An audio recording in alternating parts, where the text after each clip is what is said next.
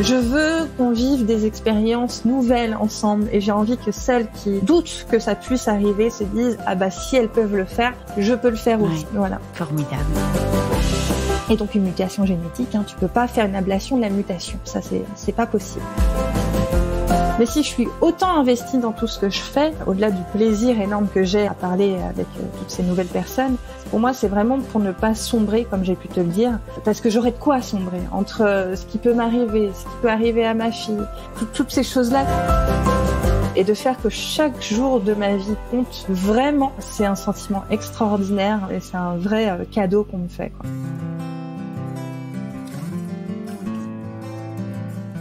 Nous naissons princesses et nous devenons guerrières. Fermez les yeux. Ça vous parle ?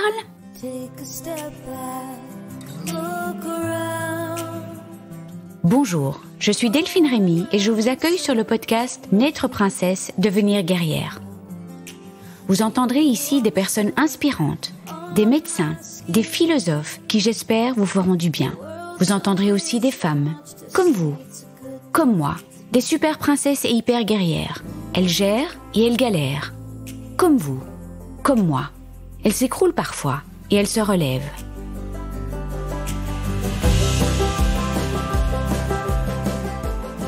Alexandra, elle est dans la vraie vie comme elle est sur les réseaux. Vraie, authentique, profonde, chaleureuse, pleine d'esprit et d'humour, engagée. Très engagée. Engagée à 200% pour les femmes et auprès des femmes. Alexandra a été touchée par un cancer du sein génétique rare et son gène s'appelle PTEN, donc ce n'est pas le BRCA1 ou le BRCA2 que tout le monde connaît. Un cancer pas sympa du tout.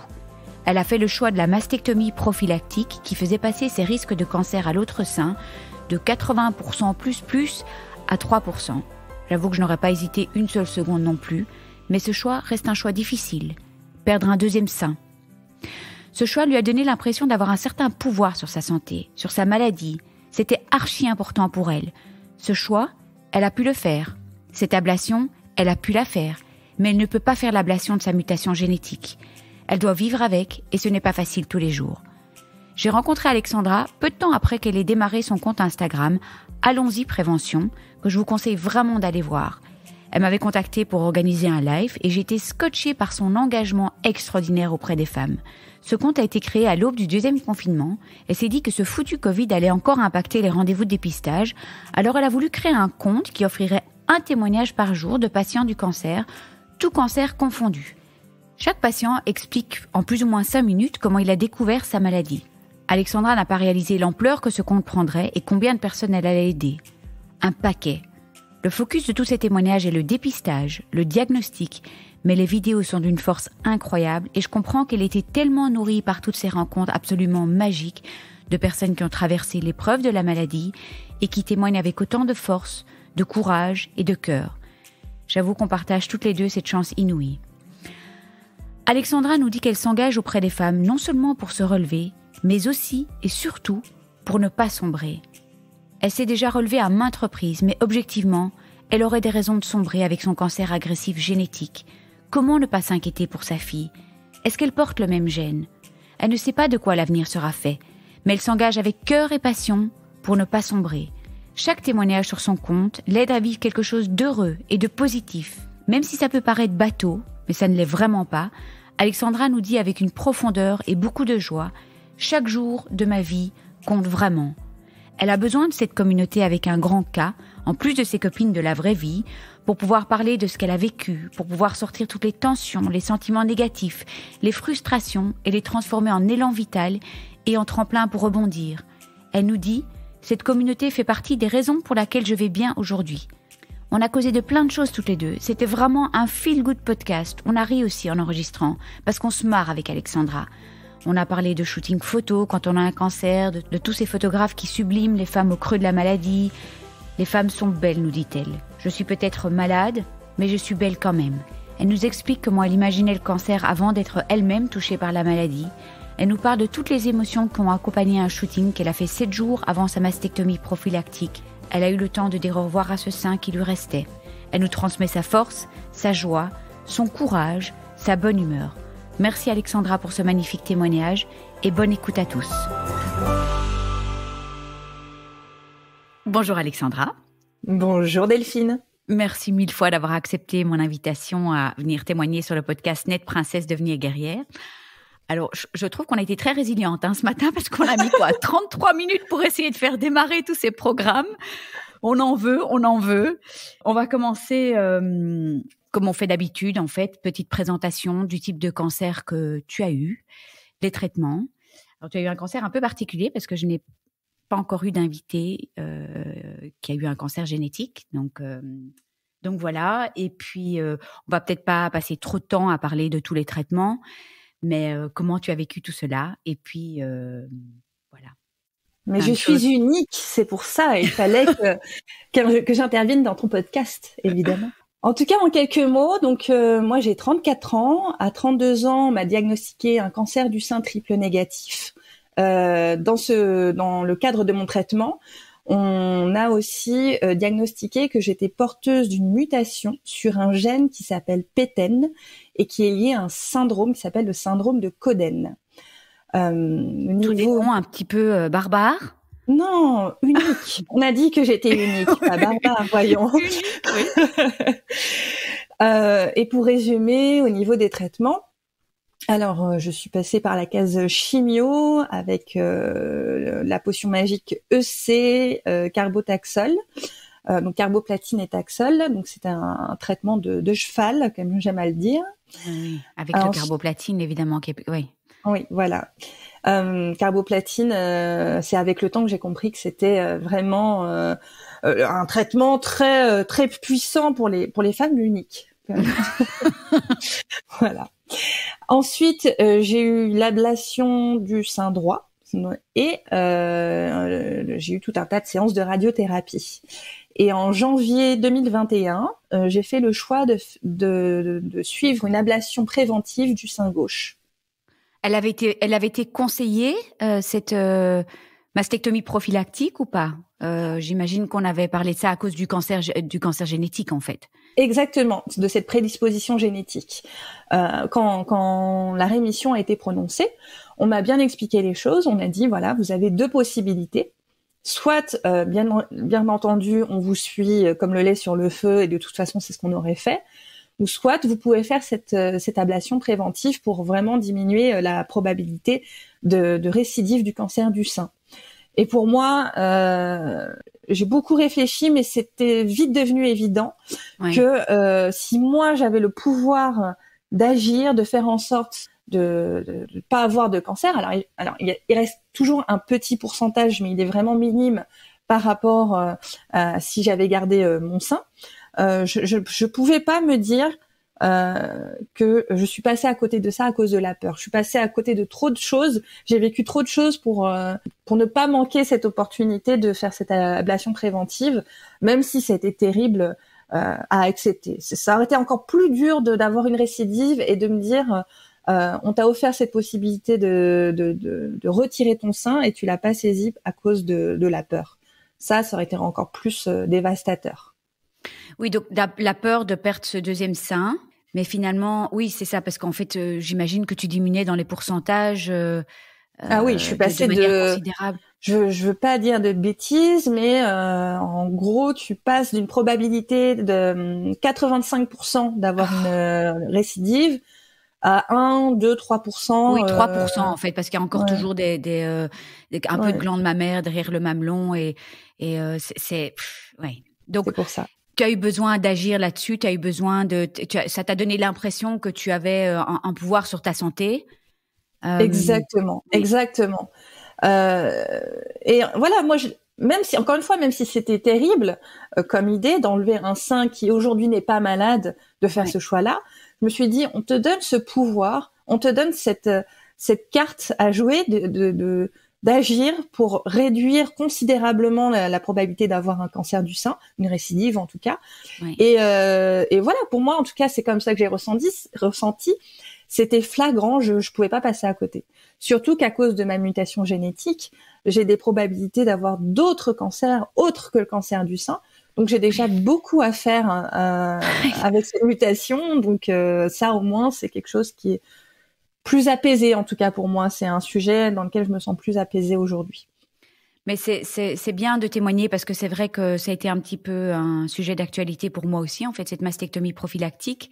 Et il y a tellement d'avis divergents. Il y a des femmes qui sont OK de vivre avec ce 80% et d'être surveillées comme le lait sur le feu. Figure-toi que je ne connaissais pas cette expression, mais je trouve que c'est vraiment... Tu la visualises bien. Hein, oui, voilà. c'est très, très parlant.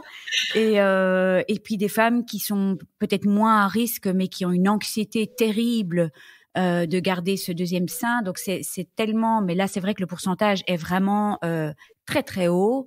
Donc voilà. Alors, j'ai le souvenir d'une magnifique photo d'un shooting que tu as fait et des émotions que tu as ressenties pendant le shooting. Est-ce que tu peux nous en parler? Bien sûr. En fait, chaque année, Estée Lauder organise un concours photo pour mettre en avant la réalité du cancer du sein, en tout cas, autour d'un thème. Et en 2020, le thème, c'était la résilience. Voilà. Et il se trouve que j'avais fait une très belle photo avec ma sœur qui est photographe à Nancy. Et pour moi, c'était évident qu'on devait essayer de rentrer dans ce concours-là. Ce qui est très drôle, c'est que tu parles de shooting, mais c'est même pas le mot shooting n'est pas approprié. Enfin, même si ça veut dire ce que ça veut dire, puisqu'on l'a. C'est vraiment l'histoire de deux sœurs qui ont rigolé 10 jours après ma mastectomie pour faire un shooting pour que je passe un bon moment, tout simplement. Voilà, il y avait aucune stratégie, réflexion derrière. C'était très spontané. Et j'adore cette photo parce que ça reflète aussi beaucoup le lien que j'ai avec ma sœur. Il y a qu'elle qui peut il y a qu'elle qui arrive à me donner ce sourire sur une photo. Elle a ce don-là. Et sur cette photo, donc comme j'expliquais, on l'a fait 10 jours après ma mastectomie. Et on m'avait offert un manteau en fourrure rose. Voilà, j'étais dans cette idée. En fait, je l'avais choisi ce manteau parce que c'est un manteau que je n'aurais jamais acheté d'habitude. Mais en dehors de mon dressing, jamais vous auriez trouvé ça avant. Et je voulais un truc un peu extravagant, un peu qui pourrait coller à cette nouvelle image dans laquelle je m'identifie. Et on est parti dans un magasin avec ma sœur. Je dis waouh, c'est cette énorme fleur. Ça va faire très. On va s'amuser. On va faire comme les vrais grands photographes. On va faire des shootings. Et puis en fait, on a passé un moment. On a beaucoup rigolé. Et j'ai pas tout de suite saisi l'impact de cette photo parce que moi d'abord je l'ai fait pour moi, je l'ai fait pour me sentir bien, je l'ai fait parce que je voulais enfin avoir une photo signée par ma sœur quoi. Et quand elle a été choisie, alors déjà j'étais honorée parce que je me suis dit waouh, un grand concours photo, beaucoup d'appelés, peu d'élus. Je me suis dit oh, donc c'était valorisant. Et puis quand elle a été publiée, quand elle a tourné dans les réseaux sociaux, etc., j'ai eu beaucoup de retours de personnes et même des personnes qui sont pourtant sensibilisées au cancer du sein, qui m'ont dit Alexandra, ta photo, elle m'a fait un choc. Elle m'a fait un choc, mais positif, dans le sens où même si dans mon entourage, j'ai personnes qui ont eu un cancer du sein et des mastectomies, j'ai pas réalisé ce que ça voulait dire une ablation du sein. J'ai pas réalisé que ça pouvait ressembler à ça. Et là, c'est devenu très concret et c'est ce que j'ai adoré dans le fait de participer à ce concours, d'avoir beaucoup de plaisir à le faire avec ma sœur, le fait d'avoir quelque chose de valorisant, parce que pour me dire que moi, dans mon passé, j'avais pas forcément une très bonne image de moi. Et de me dire qu'en plus ça aide à ouvrir les yeux sur quelque chose, ça a été que du positif et c'était le point de départ de beaucoup de choses cette année pour moi, ce concours photo. Et à te sentir belle? Ça t'a aidé à te sentir belle? Je ne sais pas comment répondre à ce que tu viens de dire parce que j'ai envie de dire oui, mais en tout cas dans mes yeux à moi, c'est-à-dire que avant j'estimais ne pas être dans les codes pour être belle aux yeux des autres. Et donc, j'avais accepté attention, hein, je me trouvais pas moche, hein, on n'est pas forcément dans les opposés. Mais je me suis dit que bon, être belle aux yeux du monde, c'est pas moi, quoi. C'est bon, on passe à autre chose. Du moment que je me sens bien dans les yeux de ceux qui comptent et que je me trouve bien, ça va. Mais je n'avais pas cette impression que des inconnus pouvaient me regarder en photo et me dire ah bah elle est belle cette femme-là, quoi. Voilà, j'ai un charme irrésistible, mais je ne savais pas que voilà, je pouvais dégager ça autrement. Et de me dire qu'il faut que je me retrouve avec un sein en moins, chauve, après tout un traitement contre le cancer, être prise en photo comme ça pour qu'on me trouve belle, c'était quelque chose d'assez particulier. Et puis il y a eu cette fameuse photo aussi, c'était là c'est un vrai shooting pour le coup, avant la mastectomie prophylactique aussi. Exactement. Et là c'est vrai que tu as partagé quelques émotions avec moi.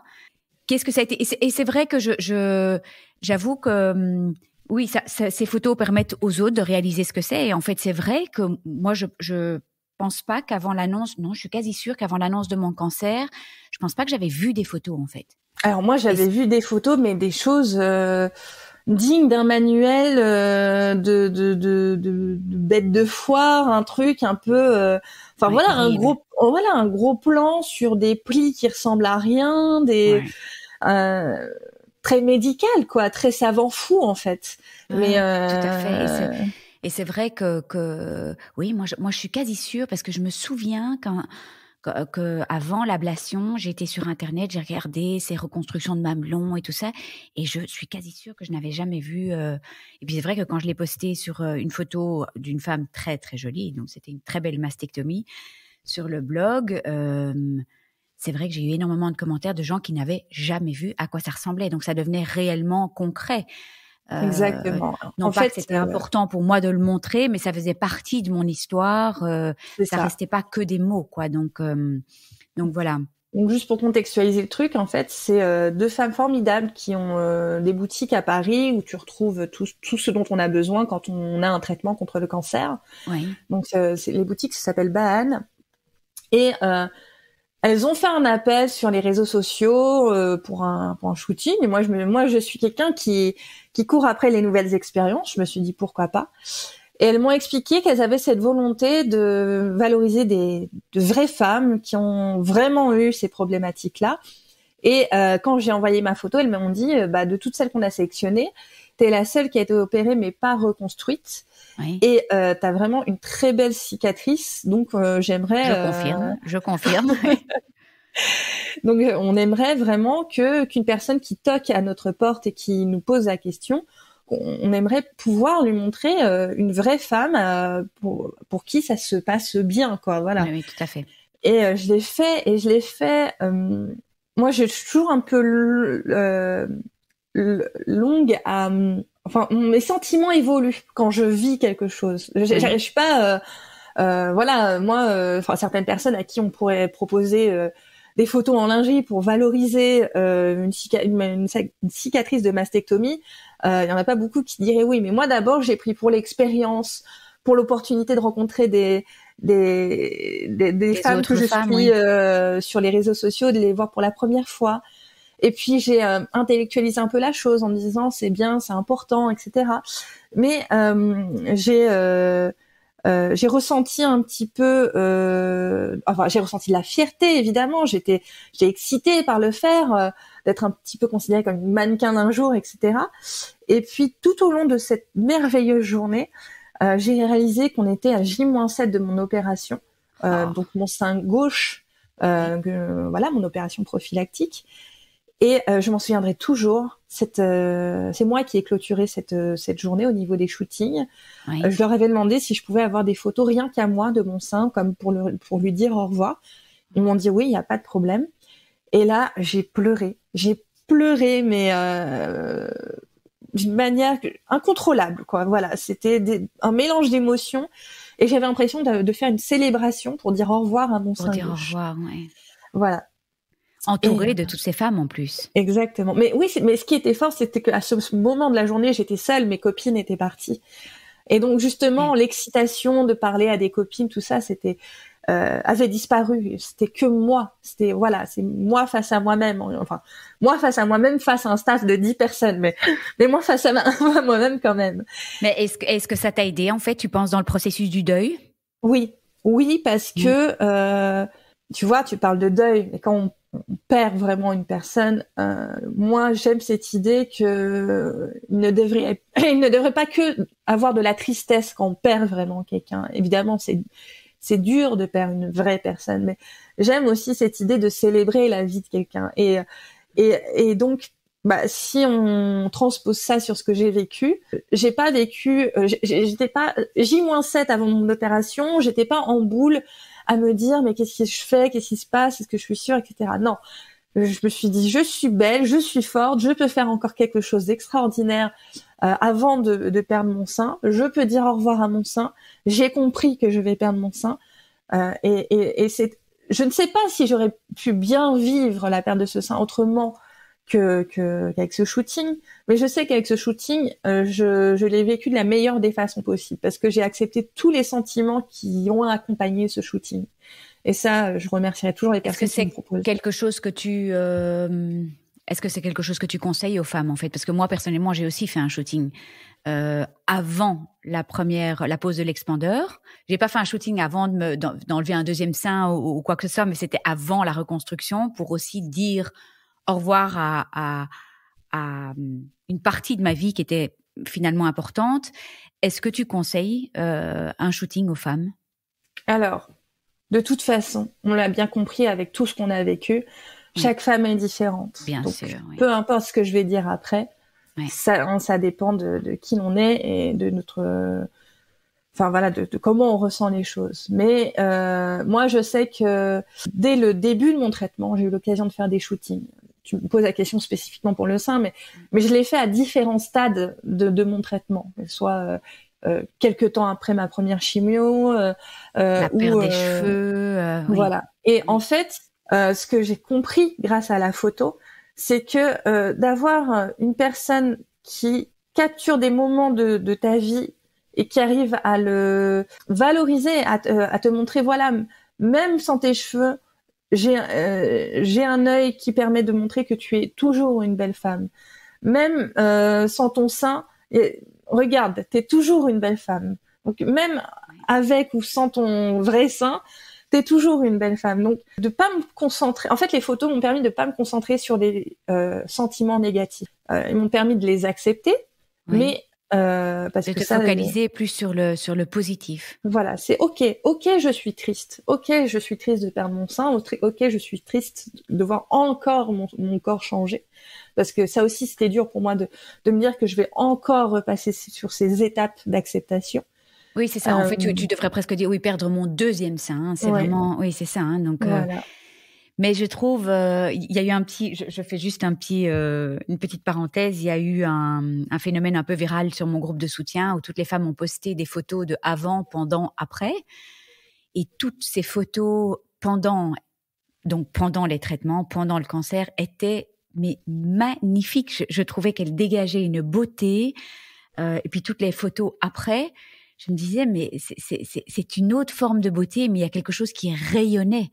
Et bon, il n'y a pas toujours un après pour tout le monde, parce qu'il y a des femmes qui sont en traitement toute leur vie, mais de toutes ces photos se dégageait une espèce de force, une espèce de beauté qui n'a rien à voir avec une beauté, comment est-ce que je pourrais dire, des codes de beauté, mais une résilience, et je trouve ça toujours très touchant. Et j'ai l'impression aussi que quand elle poste toutes ces photos, ça fait du bien, en fait. Ça fait du bien. Ça leur fait du bien. Ça fait du bien à tout le groupe. Ça nous fait tout du bien. Ça nous fait du bien. Et ce que j'aime beaucoup avec ce qui se passe dans les réseaux sociaux par rapport à la vision que l'on a du cancer, c'est vrai que même moi, même avant d'être malade, finalement, pour moi, un cancer, ça voulait dire que tu vas mourir. Il n'y avait pas, il n'y avait pas quatre chemins. Et un cancer, c'était simplement cette femme toute grise et toute penaude dans son lit, très triste et très déprimée. C'était personnifié comme ça, un cancer. Tout à fait. Et sur les réseaux sociaux, et notamment grâce à la photo, mais notamment grâce à tellement de choses, de voir que oui, il y a des moments où on est loin d'être au top de la forme, ça c'est sûr, mais ça c'est pas ce qui nous définit pendant 9 mois, 1 an ou une vie malheureusement pour certaines. Un cancer, ça veut pas dire que tout ton corps doit s'éteindre. Ça veut pas dire que tu dois être triste, dépressive, malheureuse, en boule, sans objectif, sans vie, sans passion, sans rien. C'est loin d'être ça. Donc ça s'exprime à travers la photo, et tous ces photographes qui très souvent font ça bénévolement parce qu'ils ont compris l'importance de la photo pour les personnes en traitement. Donc je remercie tous ces photographes qui se prêtent au jeu finalement, mais aussi à travers la vidéo ou d'autres projets. Le fait de juste valoriser une personne, d'entendre une personne, d'écouter une personne qui a vécu un cancer, qui est prête à partager son histoire et de montrer que ça va, c'est énorme. Et c'est pour ça qu'on le ressent en regardant ces merveilleuses photos de personnes qui sont en plein traitement. C'est de dire oui, je suis peut-être malade, mais je suis forte quand même. Voilà. Et ça, oui, et puis c'est une réelle rencontre avec le photographe. C'est formidable pour le photographe aussi de pouvoir vraiment rentrer, d'avoir une belle rencontre de cœur à cœur avec la personne. Alors, j'ai tellement de choses à te demander que je me demande par où je vais commencer. Vas-y, je suis là. Voilà. Écoute, ça m'a frappé aussi quand tu m'as dit, voilà, on ne peut pas m'enlever ma mutation génétique. Et donc, tu as parlé de tes peurs qui sont réelles, tes peurs de maman, tes peurs d'avoir éventuellement transmis ça à ta fille. Donc, tu as une fille qui a quel âge ? Elle a 4 ans et demi. Elle a 4 ans et demi. Tu sais qu'à cet âge-là, les et demi, ça compte. Oui, exactement. Et voilà. Et j'aimerais que tu puisses partager comment tu vis avec cette peur. Qu'est-ce que tu fais pour t'aider par rapport à cette peur, pour éventuellement ouvrir le champ des possibles pour ces personnes qui vivent. Il y a des personnes qui vivent plus mal cette épée Damoclès. Qu'est-ce qui t'aide à te relever quand cette peur arrive ?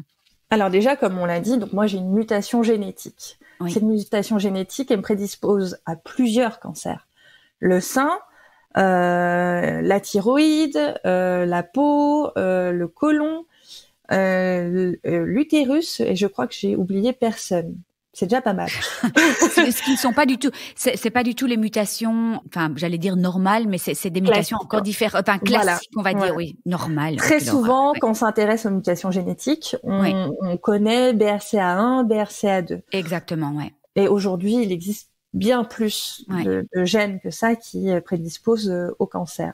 Il y a trop de lettres pour que je te les cite, j'en suis navrée. Non, et Péten, comment est-ce que tu arrives à...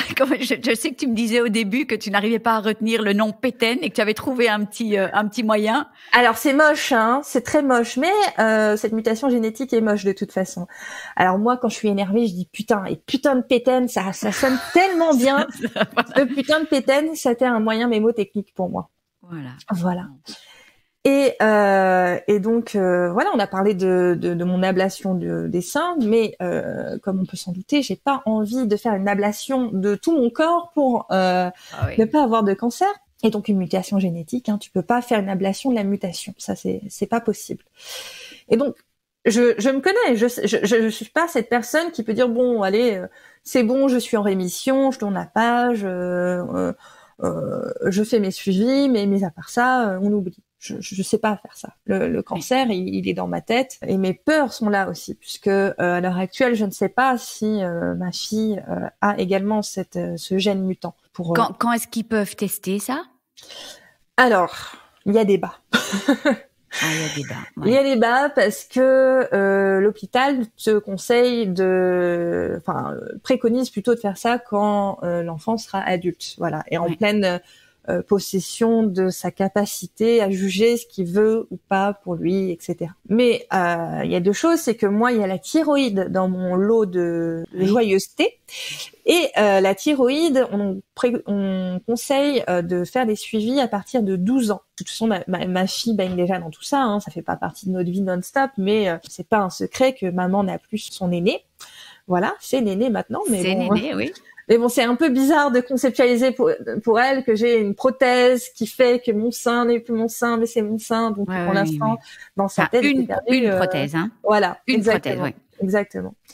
Donc on ne sait pas si ma fille a cette mutation génétique et comme de toute façon je vais l'éduquer à tout ça de manière priée, mais quand même ce sera pas un sujet tabou. Tout à fait. Elle sera au courant bien avant sa majorité Et si elle me dit, je te dis une bêtise, mais si elle me dit à 15 ans, maman, j'en peux plus, j'ai envie de savoir, ben, je ferai tout pour qu'elle le sache, quoi. Alors, j'étais certaine que il mettait ça en place pour quand l'enfant avait 18 ans et pour pouvoir mettre en place des traitements préventifs si c'est nécessaire. Donc, c'est compliqué parce que oui. on n'a pas le temps d'un seul podcast pour en parler, mais ne serait-ce que syndrome de Coden, il y a des choses qui se manifestent au-delà du cancer et plus tôt, que ce soit au niveau du développement cognitif, si j'ai qu'un seul exemple à donner. Oui. Donc c'est compliqué de me dire votre fille, il faut qu'elle soit diagnostiquée quand elle sera adulte. Adulte, ça veut dire 18 ans ou même. Oui, voilà. Mais si elle a des choses que je trouve étranges, suspectes, etc. Moi, j'aurais besoin de réponses avant. Mais à l'inverse, je me suis posé la question. Je me suis dit, mais pourquoi tu tapes pas du poing tout de suite maintenant? Je sais que si jamais elle a cette prédisposition génétique et que je peux rien faire maintenant parce que rien ne se passe, etc. Je veux pas non plus l'éduquer avec cette peur-là.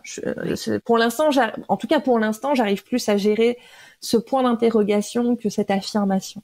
Parce que si elle a cette prédisposition génétique et que je peux rien faire, on sait très bien que c'est dur aussi pour une jeune fille de grandir, de voir sa poitrine se développer, avoir ses règles, etc. J'ai pas envie qu'en plus elle se dise peut-être que j'ai le même truc que maman, peut-être que c'est bien. Non, j'ai envie qu'elle vive pleinement ce qu'elle doit vivre. Tant qu'on n'a pas à s'inquiéter. C'est fou, tous ces débats en médecine et puis ces avis parfois divergents et c'est compliqué. Il faut naviguer dans ces incertitudes et ce qui semble juste pour toi, pour elle. Comment tu gères cette peur de la récidive? Donc, comme je te disais, moi, je peux pas enlever le cancer de ma tête. J'y pense, etc. Et on parlait du concours photo Estée Lauder tout à l'heure. Ça a été le point de départ d'une aventure extraordinaire. Ce concours m'a permis de faire mon premier plateau télé, ce qui n'est pas rien. Pendant lequel j'ai rencontré l'association Génétique Cancer et donc voilà, je voulais que tu en parles. Oui. Voilà. Et Laetitia Mendes que j'adore, elle m'a plus ou moins sauté dessus à la fin de l'émission en disant toi, tu vas devenir mon ambassadrice Pétaine. J'ai regardé, j'ai haussé les épaules en disant d'accord. Et puis de toute façon, on a eu ce lien d'amitié qui s'est créé très très très rapidement. Donc ça a été avec grand plaisir que j'ai accepté la mission. Tu peux juste expliquer pour les auditeurs, les auditrices. C'est quoi cette association Génétique Cancer? Donc c'est pour faire connaître tous les cancers génétiques du sein ou... Alors on parle vraiment de Génétique Cancer, donc ça a été créé par Laetitia il y a 5-6 ans, je crois maintenant. Oui. C'est la seule association, en tout cas reconnue, peut-être que quelqu'un d'autre fait d'autres choses, mais alors on ne le sait pas. C'est la seule association reconnue qui met en lumière les prédispositions génétiques et héréditaires au cancer. Donc ça permet d'ouvrir le dialogue parce que on découvre que dans certaines familles, il y a des tabous, il y a des non-dits et que si ces non-dits disparaissaient, des catastrophes seraient évitées. Bien sûr. Ça permet aussi de discuter parce que si moi j'ai fait ce choix de l'ablation préventive du sein, ça veut pas dire qu'il faut absolument faire une ablation préventive du sein. Tout à fait, oui. Mais il faut savoir que c'est une possibilité. Il faut savoir que c'est une possibilité d'aller voir un oncogénéticien et de faire ce diagnostic pour savoir si on est porteur de la mutation. On peut faire ces ablations-là. Que grâce à des actions, on peut récolter des sous pour faire avancer la recherche sur ces questions spécifiques-là. Donc c'est formidable de pouvoir ouvrir le débat là-dessus et d'informer les femmes, en fait. Exactement. J'ai envie de parler en fait de ton activité et de comment tu as démarré ce compte Instagram que je trouve absolument extraordinaire. Bon, je pense qu'il y a beaucoup de gens qui le connaissent déjà. Donc c'est Allons-y Prévention. Tous les liens seront en dessous du podcast. Et donc tous les jours, tu postes le témoignage d'une femme. Eh bien, pas que des femmes, en fait. Voilà. Pas que des femmes. J'en ai pas beaucoup, mais je veux quand même leur faire honneur. Voilà, exactement. Et c'est extraordinaire. Et c'est vrai que je t'ai découvert assez fort au début. Il y a plein d'espoir dans tous ces témoignages. Je trouve ça vraiment c'est extraordinaire et puis ça permet à tellement de personnes de retrouver leurs semblables aussi parce qu'il y a toutes sortes de cancers, donc tu as pas que le cancer du sein, c'est ça qui est extraordinaire. Moi, je l'ai créé à l'aube du deuxième confinement en France. Et je me suis sans savoir ce que ça allait donner d'ailleurs. Tu m'as dit j'ai posté une vidéo, mais c'était très naïf quoi. Enfin, oui. je me souviens, j'ai appelé ma sœur qui est c'est mon conseiller, ma sœur. Ouais, formidable. Je lui ai dit oh c'est trop bête. Là il y a le deuxième confinement, les gens vont aller beaucoup moins encore chez le médecin, les diagnostics vont encore diminuer, les diagnostics cancer vont encore diminuer. Faut faire quelque chose.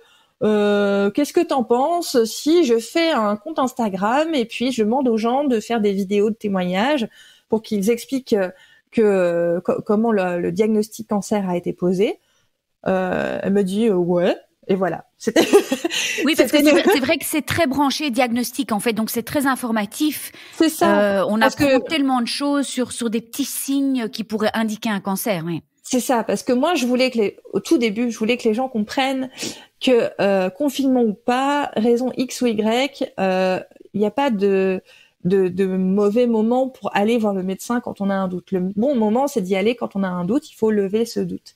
Oui. Et moi, je ne sais pas parler que de moi, et ça m'embêtait de dire regardez mon histoire, regardez, c'est comme ça qu'il faut faire. Et je me suis dit que si les gens entendent plein de témoignages, ils vont comprendre que c'est pas juste l'opinion d'une seule personne, d'une personne, que c'est voilà, que c'est quelque chose qui est récurrent, et c'est quelque chose auquel il faut faire attention. Moi, je voulais le faire que sur le cancer du sein puisque c'est mon histoire. J'ai rencontré d'autres personnes en ligne qui m'ont dit c'est chouette ton projet, mais moi j'ai pas de cancer du sein, c'est dommage. Ouais. Et j'ai réfléchi et je me suis dit mais mon fil rouge c'est pas le cancer du sein, c'est la prévention. C'est comme ça que j'ai été amenée à discuter avec toutes ces personnes qui ont des histoires qui méritent d'être entendues. Oui, tout à fait. Voilà, il y a donc des hommes, des femmes, des cancers de malheureusement toutes les parties du corps qu'on peut imaginer. Et je leur remercie souvent, enfin tous les jours, je reçois des merci, mais merci à toutes ces personnes d'accepter de faire des témoignages parce que sinon ça n'aurait pas de sens.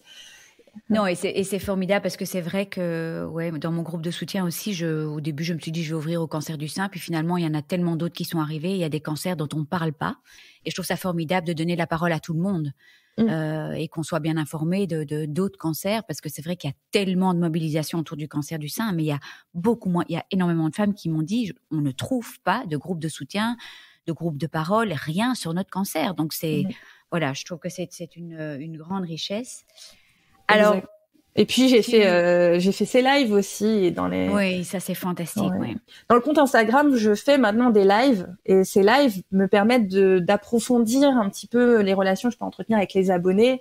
On prend le temps de parler de sujets un petit peu plus en profondeur et ça me permet de me rapprocher encore plus de ces personnes. Je rencontre aussi des associations, des marques et je suis ravie vraiment de pouvoir leur apporter du contenu supplémentaire, d'avoir d'être une espèce de humblement une source d'information pour ces personnes. Bien sûr. Et je fais des super rencontres. Quels sont tes rêves pour l'avenir? Pour l'avenir, un avenir proche, puis un avenir à moyen terme et à plus long terme. Alors proche. Déjà, j'aimerais vraiment arriver à publier un témoignage par jour pendant 1 an. Oui. Ça semble un petit peu... en tout cas, les gens me demandent, mais pourquoi c'est bon, tu as déjà publié beaucoup de témoignages, pourquoi tu tiens autant à publier un témoignage par an? Moi, ce challenge que je me suis lancé aujourd'hui m'a permis de me rapprocher des médias, parce que ça m'a permis de leur raconter une histoire et de leur proposer d'être en contact avec des abonnés.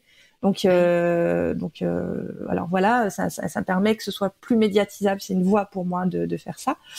Ça me permet de rapprocher de certaines villes aussi qui ont entendu, qui ont compris mon histoire ou mon projet, et donc du coup ont envie de valoriser ça dans des événements de sensibilisation. Et puis, malheureusement, des personnes diagnostiquées d'un cancer, il y en a tous les jours, qui tombent.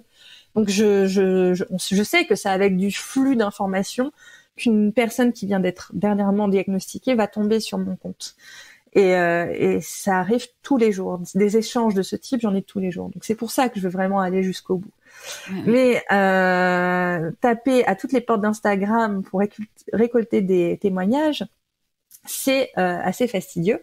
Et j'aimerais me lancer des nouveaux défis. Alors j'espère, parce que là je le dis, et donc si je le fais pas, je vais avoir des problèmes. Mais justement, ça va être source de motivation. J'ai pour projet de faire des vidéos YouTube dans lesquelles je rencontre des personnes en traitement ou en rémission pour vivre un moment d'exception avec eux. Ça peut être, par exemple, je connais une personne qui est en train de combattre un cancer, mais qui est aussi prof de yoga. Donc, c'est ça que c'était ton projet dont tu m'as parlé il y a très longtemps, en fait. Donc, faire intervenir... Oui, dans des disciplines, tu parlais de la cuisine, Oui, mais pas forcément dans des disciplines. Donc là, une rencontre. Voilà, ça peut être. Je veux évidemment, c'est important de donner ces messages importants sur le diagnostic, sur le traitement, évidemment. Mais j'ai aussi envie de montrer qu'on peut être en rémission, en traitement, et se lancer des nouveaux challenges, aller vers des nouvelles activités, s'ouvrir à des nouvelles choses.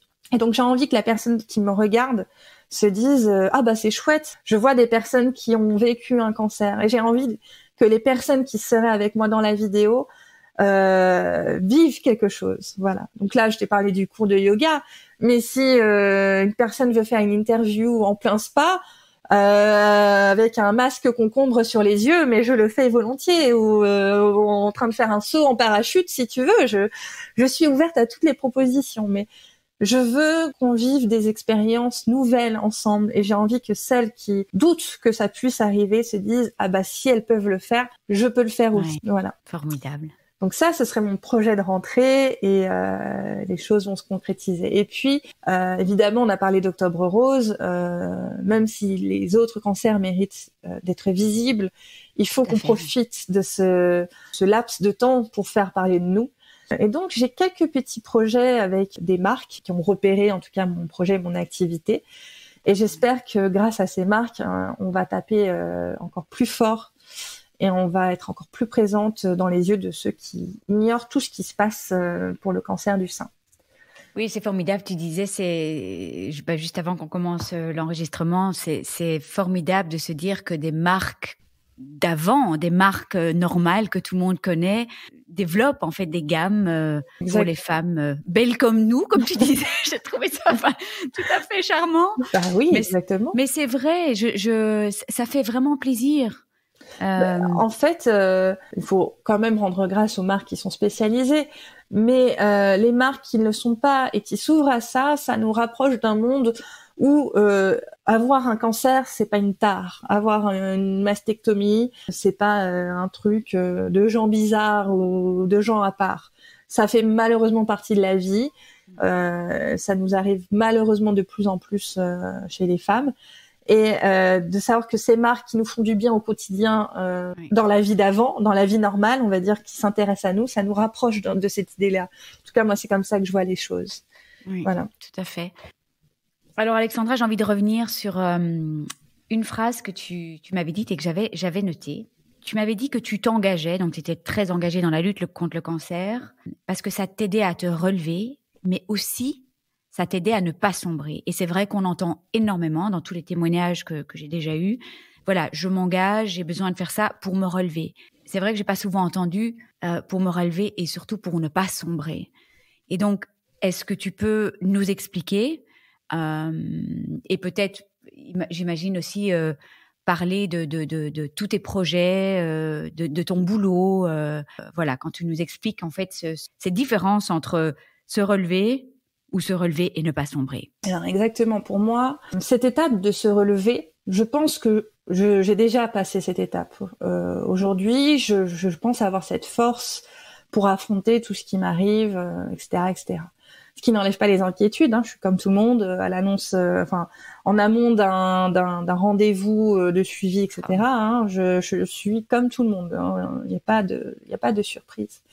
Mais si je suis autant investie dans tout ce que je fais, au-delà du plaisir énorme que j'ai à parler avec toutes ces nouvelles personnes, pour moi, c'est vraiment pour ne pas sombrer, comme j'ai pu te le dire, parce que j'aurais de quoi sombrer entre ce qui peut m'arriver, ce qui peut arriver à ma fille, toutes ces choses-là qui dansent dans ma tête. C'est très dur de pas revenir à des sentiments sombres, mais de faire ces choses positives qui m'apprennent tellement sur le cancer, qui me permettent de rester en éveil, mais avec cet aspect très positif, très joyeux même. Ça m'aide, ça me procure beaucoup de bonheur et c'est pour ça que je le fais. C'est pour ça que j'ai envie de remercier chaque personne qui m'a aidé à faire tout ce que je fais depuis cette année en fait. Oui, tout à fait. Oui. Voilà. Et puis j'en ai eu besoin de tout ça, de tous ces moments forts que j'ai vécus cette année. Tu parlais du travail. J'ai eu beaucoup d'interrogations sur mon travail. J'ai eu du mal à retrouver ma place. Parfois, je la cherche encore, mais je sais que grâce à toutes ces personnes qui m'ont aidée à monter ce projet et pour lesquels je publie tous les jours sur mon compte Instagram et pour lequel il m'arrive toujours une chose extraordinaire, fait que chaque jour m'aide à ne pas sombrer et chaque jour m'aide à vivre quelque chose d'heureux et positif et de faire que chaque jour de ma vie compte vraiment. C'est un sentiment extraordinaire et c'est un vrai cadeau qu'on me fait, quoi. Ce sont ces rencontres en fait finalement, hein. Toutes ces rencontres extraordinaires et on avait un jour parlé, Alexandra, je me souviens, on s'était dit comme à quel point c'était important de se retrouver avec des personnes qui avaient vécu la même chose parce que finalement quand on est avec des copines qui n'ont pas vécu la même chose, on s'auto-censure très très vite après 5 minutes de peur d'embêter, de peur de ne pas être comprise. Et donc il y a aussi c'est pas toujours facile en fait la reprise par rapport à ça justement. Exactement. Moi aujourd'hui dans mon équilibre, il me faut toujours mes copines, mais je sais que toutes les personnes qui vivent le cancer font partie aussi de mon équilibre.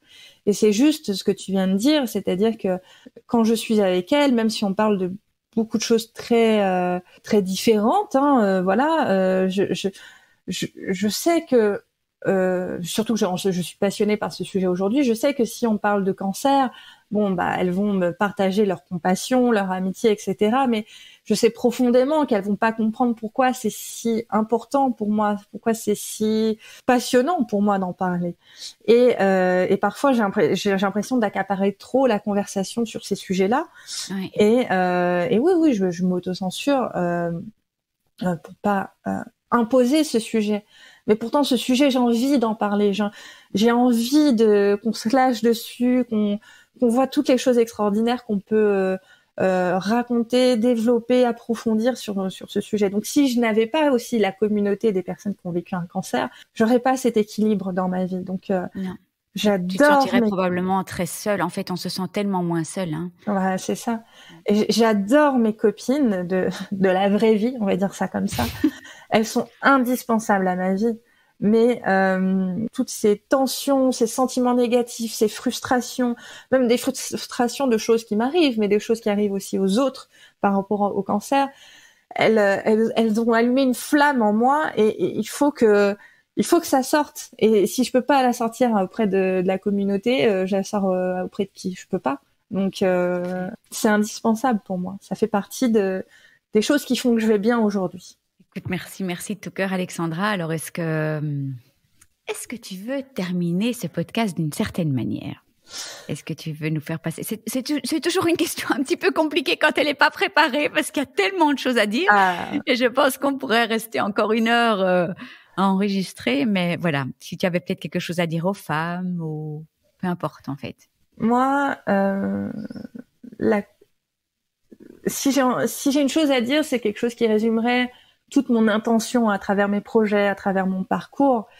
Et cette chose, je l'adresserai d'abord à la personne qui vient d'être diagnostiquée de n'importe quel cancer. C'est terrible, ce diagnostic. C'est injuste, c'est horrible, ça fait peur. Il faut accepter ces sentiments-là. Je ne serai jamais la personne qui dit mais non, t'inquiète, ça va aller. Ce cancer se guérit bien aujourd'hui. Les cheveux, c'est rien. T'inquiète pas. Non, accepter ces sentiments négatifs, mais accepter aussi qu'une fois, qu'à un moment clé, en tout cas, il faut se projeter dedans. Ça va bien aller. ça va bien aller parce que vous n'êtes pas seul, parce que la vie, elle s'arrête pas au diagnostic cancer, parce qu'aujourd'hui, surtout à notre époque, on peut faire des rencontres formidables, on peut vivre des événements merveilleux. On est dans une époque où les mentalités évoluent quand même, les marques évoluent quand même. Et si moi, je peux pas aider les gens à guérir de leur cancer, je serai toujours là pour les aider à vivre le cancer la tête haute. Voilà. Merci Alexandra. Merci de tout cœur pour ce magnifique podcast. Et puis, je mettrai tous tes liens. Tu vas me donner tous les liens possibles et imaginables. Comme ça, les gens peuvent te retrouver. Et puis, s'il y a des gens qui veulent témoigner aussi, ça c'est vraiment, tu as la plateforme idéale pour pouvoir le faire. Et en tout cas, on se réjouit toutes de suivre tes projets de près. Et vraiment, merci tout cœur. J'aurais bien aimé venir en vrai, mais bon, voilà. Je crois que maintenant, on peut un peu plus circuler maintenant qu'on est vacciné. Exactement. Donc, ça fait partie de ma liste. Te rencontrer, ça, en vrai, ça fait partie. Voilà. Moi, je viendrai à Paris. C'est toujours sympa de venir à Paris. Et tu seras la bienvenue ici, en tout cas. Et je te fais d'énormes bisous. À très bientôt. Je vous remercie de tout cœur de nous avoir écoutés. N'oubliez pas de vous abonner si vous souhaitez recevoir les notifications des prochains épisodes.